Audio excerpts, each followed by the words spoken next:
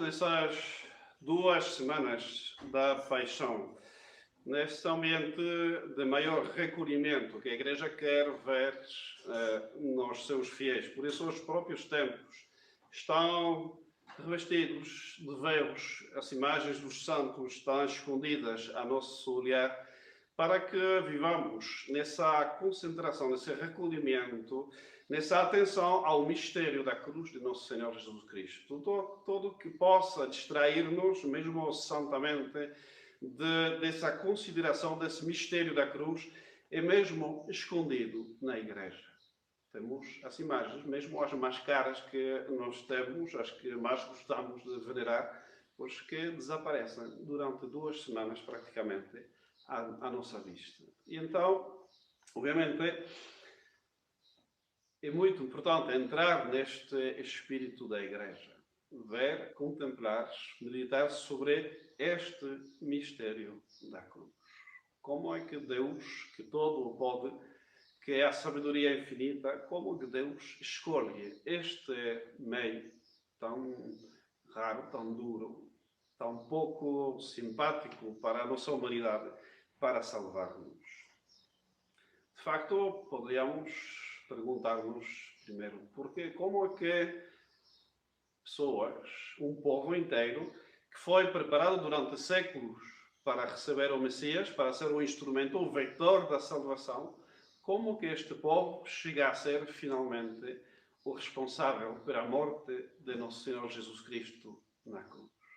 Como pode ser que depois de tanto tempo, tanta preparação, eles não teriam tido esta resposta positiva à vocação especial que Deus tinha dado? De facto, é um mistério muito grande ver como o próprio Deus, que todo pode, escolhe este povo que termina sendo infiel à sua vocação. E todo o Evangelho de hoje vai nos preparar para esse drama da paixão e da morte de Jesus na cruz, dando o motivo, o porquê nosso Senhor Jesus Cristo morre numa cruz, na qual vai se desenvolver o drama da paixão de nosso Senhor Jesus Cristo. Vai dar o fundamento, porquê que nosso Senhor Jesus Cristo foi crucificado. Qual é a razão deste desconforto crescente que a gente vê nos Evangelhos todos, com a sabedoria que a Igreja tem durante a Quaresma toda? A gente vê este desconforto dos judeus crescer e crescer e crescer até chegar a um ódio que termina nessa condenação à morte. Qual é a razão principal que eles não aceitam e que vai terminar nessa entrega pelo seu próprio povo ao poder romano de Pilatos para ser crucificado? De facto, rebenta às claras, à vista de todo o mundo, durante a paixão de nosso Senhor Jesus Cristo. O sumo sacerdote, que está a ver que o seu processo não está a correr muito bem, então vai tomar, assim como o chefe da religião oficial, da religião querida por Deus, neste momento, e até este momento, a religião mosaica, pois, enquanto sumo sacerdote, ele vai fazer a pergunta que desvela a razão dessa incomodidade, desse ódio que está a crescer e crescer e crescer através desses domingos todos que viemos contemplando. Conjuro-te em nome do Deus vivo, ou seja, actuando como príncipe dos sacerdotes, não apenas como pessoa particular, que nos digas se tu és o Cristo, o Filho de Deus. E ante Pilatos, que pergunta, mas que mal tem feito este homem para ser apresentado? Primeiro, nem tem pensado nisto, para ver que não há uma razão que não seja esta outra que vão dar depois. Se não tivesse feito qualquer mal, não estaríamos a levá-lo na tua frente. Então, uma resposta de quem nem sequer imaginou a raiva e tal, o ódio e tal, que nem sequer têm previsto outra resposta para disfarçar. E então, ante a insistência de Pilatos, mas que mal tem feito isto? Nós temos uma lei. E segundo esta lei, ele deve morrer porque se fez filho de Deus. Ali está. Obviamente, era muito fácil, se não fosse certo, para nosso Senhor Jesus Cristo todos nós somos filhos de Deus. Era muito fácil para ele fugir deste lado e dizer, pois sim, sou filho de Deus, tu és filho de Deus, nós todos somos filhos de Deus, pronto, já está, acabou e não vão crucificar ninguém. Mas no Senhor Jesus Cristo não foge da realidade. Aliás, disse, vós é que mentis. E se fosse mentiroso como vocês, eu também mentiria a dizer que não conheço o meu Pai, que não sou filho de Deus. E neste Evangelho de hoje, pois nosso Senhor Jesus Cristo vai dar para os judeus o motivo de procurar a sua perda. Essa frase, essa confissão da divindade de nosso Senhor Jesus Cristo, talvez não sejamos tão sensíveis a isto como podiam ser os judeus de antes, porque eles viviam dessa revelação de Moisés em carne própria, assim como do seu povo. Moisés, quando pergunta o nome de Deus, é respondido pelo próprio Deus, diga para os filhos de Israel que eu sou. Ou seja, o nome próprio de Deus no Antigo Testamento, e mesmo isso, eu sou. E nosso Senhor Jesus Cristo vai confirmar a sua divindade antes do que Abraão existisse, ou seja, desde toda a eternidade. Antes que Abraão existisse, eu sou. Frase que imediatamente os judeus compreendem como a confissão da sua divindade. Nosso Senhor Jesus Cristo, muito longe de fugir à sua responsabilidade, à sua missão, à sua dignidade de Filho de Deus, nosso Senhor Jesus Cristo afirma neste momento, com solenidade, a sua divindade. Ele se faz justamente igual ao Deus do Antigo Testamento, porque ele é o Deus do Antigo Testamento. Nosso Senhor Jesus Cristo é mesmo o Filho de Deus, o Verbo de Deus, ou seja, o próprio Deus, Pai, Filho e Espírito Santo. Ele é a segunda pessoa da Santíssima Trindade, encarnado, que desceu na Terra para procurar e realizar a salvação dos homens.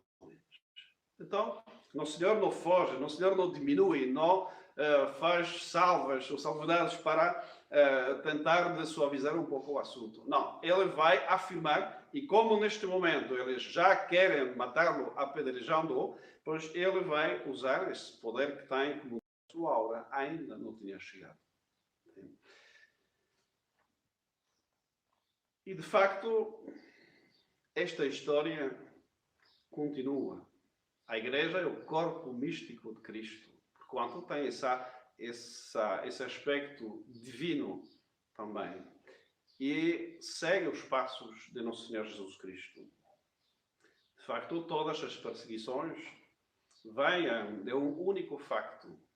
O facto da Igreja, assim, seguindo os passos de Nosso Senhor Jesus Cristo, que se proclama oficialmente Deus é o único Salvador, a Igreja pretende-se e afirma com solenidade, à frente do mundo e mesmo frente às perseguições, que ela é a única Igreja de Cristo, é a Igreja Católica, é o único instrumento de salvação, porque foi fundada, é a única, através da história toda, a única fundada diretamente por Nosso Senhor Jesus Cristo, Verbo de Deus feito carne, sim? E que tem essa pretensão justificada perfeitamente normal, de ser a única arca de salvação, porque não existe outro nome na face da terra que nos tenha sido dado do que o nome de Jesus Cristo para ser salvo. E Jesus Cristo, hoje em dia, é a Igreja, é o seu corpo místico. Ele é a cabeça invisível e a Igreja, o seu corpo místico. E então, assim como ele é o único Salvador, acabamos de ler essa epístola maravilhosa de São Paulo, que explica como o nosso Senhor Jesus Cristo é aquele que intervém, intercede por nós constantemente perante o Pai, pois a Igreja é depositária deste sacrifício de Nosso Senhor Jesus Cristo. Por isso, o coração da Igreja é mesmo a Santa Missa, porque é pela cruz e, portanto, pela missa que Nosso Senhor Jesus Cristo salva a humanidade. E ninguém pode prescindir de integrar, de ingressar no seio da Igreja Católica. Assim como ninguém salvou-se do dilúvio se não fosse entrando na Arca de Noé, pois ninguém vai se salvar sem entrar, de alguma maneira, na Igreja Católica. Porque é Deus feito homem que morre na cruz e que merece com dignidade absoluta, com justiça, merece a salvação dos homens. E esta é a seguida, porque ela afirma na face do mundo esta unicidade da redenção, assim como há um só Deus, como há um só mediador, que é Cristo, como há uma única corredentora, que é Nossa Senhora, há uma única igreja, que é a Igreja Católica. E então venham as perseguições. E século tras século, frente a essa pretensão exorbitante, se pode dizer, da Igreja mais justa, da Igreja, de ser a única arca de salvação, pois venham as perseguições. Os romanos tinham lá um nicho qualquer para Nosso Senhor Jesus Cristo no panteão dos deuses. Se a Igreja, se os primeiros papas tivessem dito, está bem, eu gosto deste nicho, pode ficar lá a cruz de Cristo. Não existia perseguição alguma. Poupava-se milhares de vidas, pois durante as perseguições, 3 séculos de perseguições praticamente constantes, poupava-se isto. Porquê é que Roma, a Roma pagã, vai perseguir durante 3 séculos a Igreja Católica, fazendo 54 mártires entre os papas, os primeiros papas?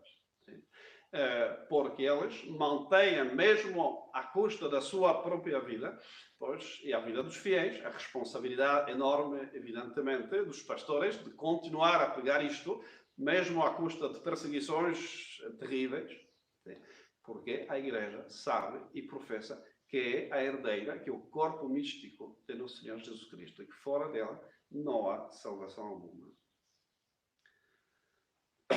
E justamente é toda a tragédia do Concílio Vaticano II. Eles quiseram pactuar com o mundo. O cardeal Ratzinger disse: a problemática do Concílio Vaticano II foi reconciliar-se com 2 séculos de cultura liberal. Temos de medir a responsabilidade desta gente. Quando o mundo, como sempre, não aceita Cristo como sendo Deus feito homem, quando o mundo não aceita a Igreja como o corpo místico de Cristo, quando a Igreja, durante 20 séculos, professou na face do mundo, pois a Igreja do Concílio Vaticano II vem dizer: agora é que temos de nos reconciliarmos com os valores daquele mundo que rejeita Nosso Senhor Jesus Cristo. E Paulo VI, quando terminou o concílio, foi lá ter na ONU, este templo de Satanás, em que se impõe uma ordem anticristã, foi lá para dizer: a religião do Deus feito homem encontrou-se com a religião, ele é consciente disto, é uma religião do homem que se faz Deus. Podia-se esperar uma oposição, uma luta, mas houve um grande entendimento. Temos de medir. A paixão da Igreja é justamente por causa disto. A Igreja morre da falta de fé dos seus pastores na divindade de Nosso Senhor Jesus Cristo. A tragédia do concílio é uma espécie de apostasia implícita da divindade de Nosso Senhor Jesus Cristo. Vão dizer, seguramente, se algum bispo, algum sacerdote está a ouvir este sermão, vai dizer: que exagerado. Nós acreditamos que Jesus Cristo é Deus. É. Acreditam. Mas então, eu quero saber, se Cristo é Deus, como pode existir a liberdade religiosa? Como as pessoas podem elegir ou não de seguir o ensinamento, os mandamentos? Como podem decidir se usar ou não os meios que Nosso Senhor Jesus Cristo tem posto à disposição dos fiéis para a sua salvação? Se Cristo é Deus, como pode haver salvação fora da Igreja? Como o Espírito Santo, supostamente, poderia agir nas falsas religiões, das quais São Paulo já dizia que são cultos aos demónios, se Cristo é mesmo Deus? Explica-me então, se Cristo é Deus, como pode existir o ecumenismo tal e qual está praticado no seio dessa igreja conciliar, em que se põe no mesmo pé de igualdade nosso Senhor Jesus Cristo, verdadeiro Deus, com todos os falsos deuses que fundaram falsas religiões, que finalmente dão culto ao Deus. O Buda, etc. Quem são eles? Também são Deus encarnado? Também podem salvar? Ou talvez é porque já não acreditam que Jesus Cristo é mesmo o Verbo de Deus? Não o homem extraordinário que se sentia Filho de Deus. Não, o Filho de Deus encarnado, consubstancial ao Pai. Por isso, tinham até tirado isto da palavra demasiado técnica, supostamente, de certas edições do Credo. Filho de mesma natureza. Não, consubstancial ao Pai. É o próprio Deus. Se Cristo é Deus, então, pergunto, pode existir um Estado laico? Um Estado que não se importa de Nosso Senhor Jesus Cristo, da sua lei, dos seus mandamentos? Deus vai, encarna-se na terra, funda uma igreja, prega uma doutrina e a gente, a sociedade, é capaz de ignorar isto sem ofender Deus, sem que seja um insulto na face de Deus. Ainda vão consagrar, não Portugal e Espanha, porque estão como embebidos desse liberalismo. Vão consagrar a igreja em Portugal, a igreja na Espanha. Por quê? Porque têm medo e falta de fé de afirmar que Nosso Senhor Jesus Cristo é rei de Portugal, é rei da Espanha e é rei, e deve ser-lo, de qualquer país na face desta terra. Mas vocês têm um concílio que marca o fim da cristandade e de qualquer intento de restaurá-lo. O que significa? Que Nosso Senhor Jesus Cristo, para vocês, já não é rei. E não é rei porque não é Deus. Se alguém acredita que Cristo é Deus, então como vai negar ao próprio Deus, Criador do céu e da terra, providência, Salvador dos homens e juiz, ao final de todos nós, a possibilidade e o direito absoluto de reinar sobre as sociedades? Quero ver isto. Que alguém me diga como é possível Jesus Cristo ser Deus e aceitar essa sociedade liberal que está a cuspir na sua cara o tempo todo. Com leis do aborto, do divórcio, etc, etc. A eutanásia, etc. Então, e se Cristo é Deus? Eu gostaria muito de saber como é possível aquela igreja colegial e sinodal, e mesmo o representante de Cristo na terra, o vigário de Cristo, quem faz as vezes de Cristo, vão dizer, e a fraternidade que não obedece ao Papa então. Nós obedecemos ao Papa. Mas o Papa como deve ser. O Papa tal e qual como o nosso Senhor Jesus Cristo quer que seja. Um Papa tradicional, que siga os 200 e tais Papas que foram antes. Não um Papa, aliás, o Concílio Vaticano I previu isto. O Espírito Santo não nos foi dado para pregar outro Evangelho, mas para transmitir o próprio Evangelho, segundo a tradição. Está na definição mesmo da infalibilidade papal. Porquê? Porque sabem muito bem que o Papa é o vigário de Cristo. Faz as vezes de Cristo. Ou seja, deve fazer o que Cristo faria no seu lugar. Não é o dono da casa, é o administrador da casa. Coisa muito diferente. E sobra as parábolas de administradores infiéis no Evangelho para saber que não é todo ter um cargo. E que nós todos, Papa, bispos e sacerdotes, vamos ter de dar conta do que nós fazemos com o nosso pontificado ou com o nosso sacerdócio.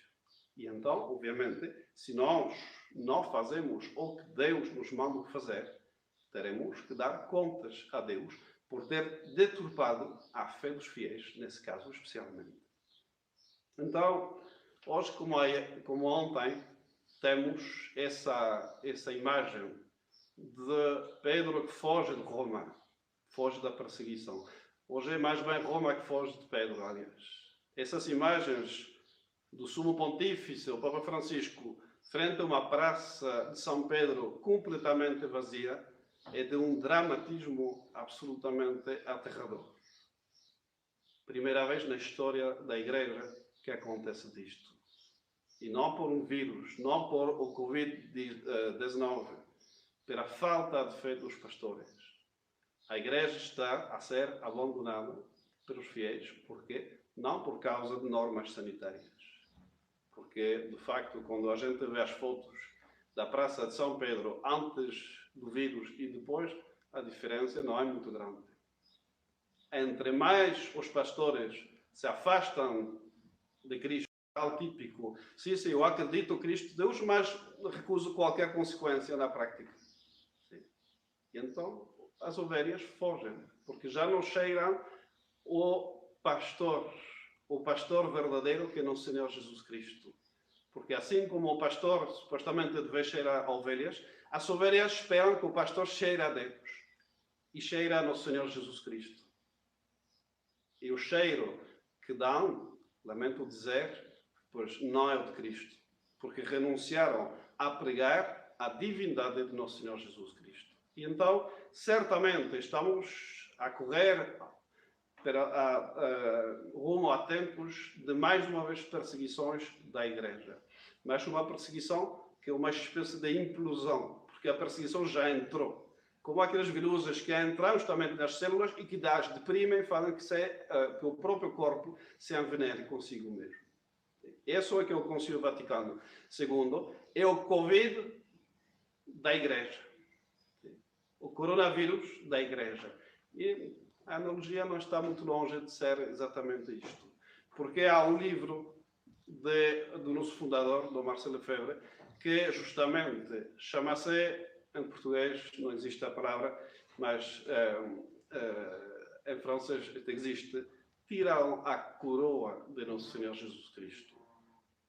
Ils l'ont découronné. Tiraram de nosso Senhor Jesus Cristo a coroa. E é exatamente este vírus do liberalismo que entrou na Igreja com o Vaticano II e que está a fazer morrer de asfixia espiritual à Igreja de Cristo. Então nós temos de oferecer essas 2 semanas.